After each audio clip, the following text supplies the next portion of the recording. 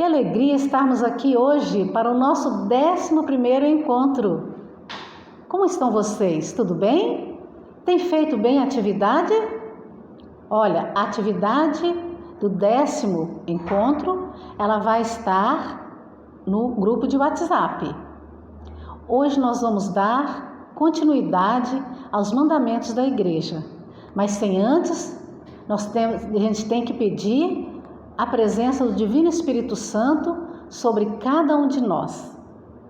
Vamos pedir ao Divino Espírito Santo que ilumine a nossa vida, que ilumine a nossa mente, que nos guarde de todo o mal e que nos ajude a seguir os mandamentos da lei de Deus e os mandamentos da igreja. Em nome do Pai, do Filho, do Espírito Santo. Amém. Vamos hoje relembrar o nosso primeiro mandamento da igreja, que foi participar da missa inteira aos domingos e outras festas de guardas e abster-se de ocupações de trabalho. Então veja só, a missa é importante. O trabalho, ele foi feito para fazer durante a semana. Claro que nós vamos respeitar, hoje a vida está muito difícil e muitos são obrigados a trabalhar também no domingo para manter a sua família. Deus entende, Deus sabe, Deus conhece o nosso coração, Deus conhece as nossas necessidades. Mas se você não precisa trabalhar no domingo, se você trabalha no domingo justamente para ter mais dinheiro, se você passa o dia inteiro trabalhando, você trocou. O seu Deus não é mais o nosso Deus de amor. O seu Deus é o dinheiro. Então, sabe, não façam isso. Santifique o teu dia, tira o teu dia tão importante para descansar, para louvar o Senhor, para ir à missa, para ficar com a tua família. Santifique o teu dia. Você estará cumprindo o mandamento da lei de Deus e o mandamento da igreja. O segundo mandamento é confessar-se ao menos uma vez ao ano. Assegura a preparação para a Eucaristia, para a recepção do sacramento da reconciliação, que continua a obra de conversão e perdão do batismo. Confessar-se pelo menos uma vez ao ano. Isso também está no direito canônico, no número 989. É claro, né, gente, que é muito pouco confessar uma vez por ano. A gente tem que confessar no mínimo uma vez por mês, porque aí a gente lembra dos nossos pecados. E eu vou dizer para vocês, o pecado, ele barra a graça de Deus em nós. Se nós estivermos em pecado, nós não vamos conseguir nada, não. A graça de Deus chega como se tivesse uma parede na nossa frente. A nossa oração, o nosso pedido, bate na parede e volta. Ela não chega até Deus. O pecado é uma barreira contra Deus. Se você estiver na graça de Deus, tudo que você pedir, você consegue. Muitas vezes as pessoas estão em pecado mortal e pede a Deus as coisas, depois fica chateado porque não consegue. Claro, como que vai? O pecado te atrapalha. Ele é uma barreira, ele não deixa a sua oração, o seu pedido chegar até Deus. Então esteja sempre na graça de Deus. Confessa-se para que você caminhe com a graça de Deus e todo pedido que você faça a Deus, Ele possa se conceder com amor. Vamos ver o terceiro mandamento. O terceiro mandamento é receber o sacramento da Eucaristia pelo menos uma vez ao ano. Lembra quando eu falei com vocês que os mandamentos falam o mínimo, porque tem pessoas que nem uma vez no ano faz isso e se dizem católicos. Então a igreja abre a porta para todos, mas é claro que a gente não deve comungar só uma vez no ano. O ideal seria, gente, se nós tivéssemos missa todos os dias, comungar todos os dias. Porque o corpo de Cristo é que alimenta a nossa fé, é que alimenta a nossa alma, é que dá para a gente força para caminhar na vida. A gente não precisa de alimento para manter o nosso corpo com saúde? Nós precisamos da Eucaristia para manter a nossa alma com saúde, com alegria, com fé, com esperança, acreditando no bem. Acreditamos que nós temos missão nessa terra e preparando a nossa caminhada para o céu, porque é lá que é a nossa pátria. E a Eucaristia, ela tem essa bênção de curar teu interior, de te dar força para caminhar.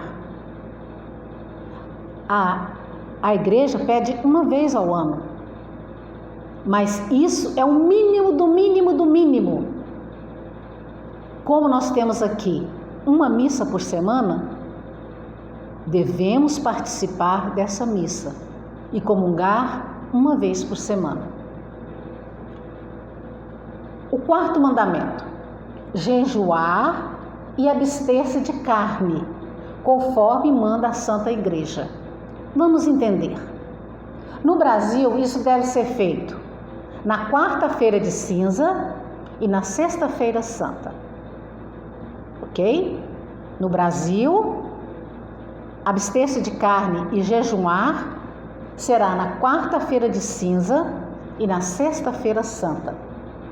Esse jejum, ele consiste em um leve café da manhã, um almoço leve e um lanche também leve à tarde. Nada mais no meio-dia, nem um cafezinho. Quem desejar pode fazer um jejum mais rigoroso.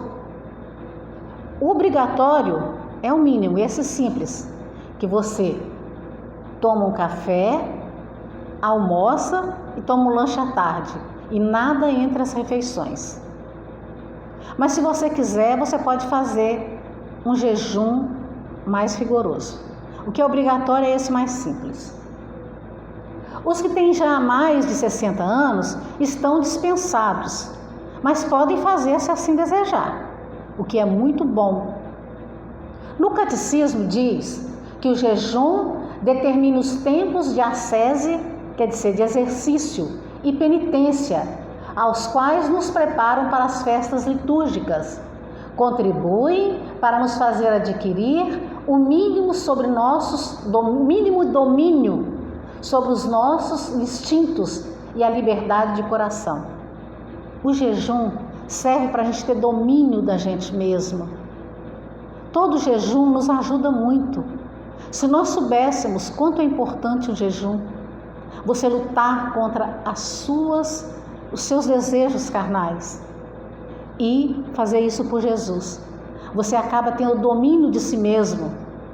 Quantas pessoas que são viciadas, que não têm domínio de si mesmo? Não tem domínio. Eles se deixam levar pelos domínios, pelos desejos.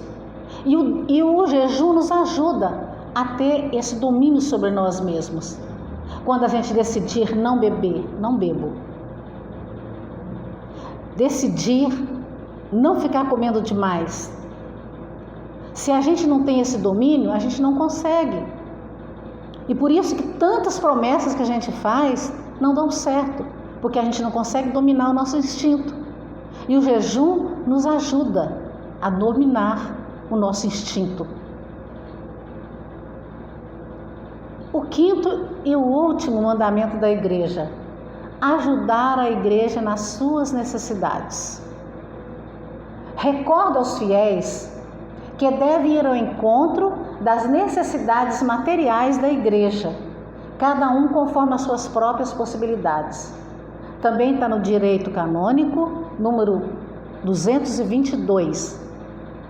Não é obrigatório que seja 10% do salário. Nem o catecismo, nem o código canônico obrigam você a dar essa porcentagem. Mas é bom e bonito, se assim for. O importante é dar, como São Paulo falou, né? Dar com alegria, pois Deus ama aquele que dá com alegria. Essa ajuda as necessidades da igreja e pode ser dada uma parte à paróquia e às outras igrejas. Explicando melhor, é o dízimo, gente. Nós temos obrigação de ajudar as necessidades da igreja. O dízimo nós temos que ajudar a igreja, a casa do Senhor, nós temos que manter a casa do Senhor. Ou vocês acham que a igreja não tem despesas? Elas têm funcionários, tem as limpezas das igrejas, tem luz, tem água. O Senhor pede para manter a casa dele. E o nosso dízimo é muito importante. Toda a comunidade, mas São Paulo diz que você tem que dar conforme o seu coração. O ideal é que seja 10%, sim, porque está lá na Bíblia, no Antigo Testamento. Gente, o dízimo é uma bênção na vida da gente. Eu digo para vocês, como testemunha, que o dízimo, ele é a coisa mais importante dentro da nossa família. Quem dá o dízimo não falta absolutamente nada em sua casa. Pelo contrário, vem o dobro do que você deu e do que você precisa. Deus abençoa 100 vezes mais quem cuida da casa dele, quem cuida dos filhos dele, que mantém a sua igreja. Então, sabe, não vamos ter medo não. Vamos fazer essa experiência do dízimo. Vamos doar os 10%. Se você tem medo de doar 10%, doa 5%. E veja que não vai faltar nada na sua casa. E quando você chegar aos 10%, você vai ver que também não vai fazer falta. E que, pelo contrário, quando você precisa, aparece dinheiro que você não sabe de onde. Solução para os seus problemas que você não sabe de onde que veio. Deus ama quem dá com alegria, mas tem que ser de coração. Tem muita gente que critica o dízimo. Diz que o dinheiro é para os padres. Não são para os padres. É para a igreja de Nosso Senhor Jesus Cristo. É para as despesas, é para os encontros, é para os trabalhos sociais da igreja. Então seja generoso, faça a sua parte. Deus espera que nós façamos a nossa parte, para que Ele possa fazer a dele. Faça, a igreja é um mandamento da igreja. Ela não está te pedindo que você faça, como está falando, não tem nenhuma lei que te obriga a dar 10%. Mas como São Paulo falou, dá de acordo com o seu coração, com alegria, mas dê, porque é obrigação nossa manter viva a igreja de Nosso Senhor Jesus Cristo, o templo de Nosso Senhor Jesus Cristo, e todas as pessoas que trabalham para o reino de Deus. Fiquem com Deus, guardem bem esses mandamentos. E como atividade, nós vamos responder as seguintes perguntas. Prestem atenção.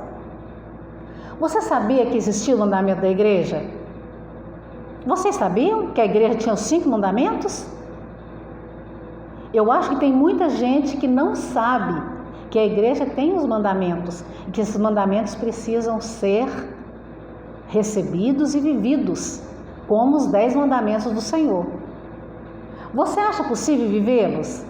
Você acha difícil a gente poder viver os 5 mandamentos da igreja?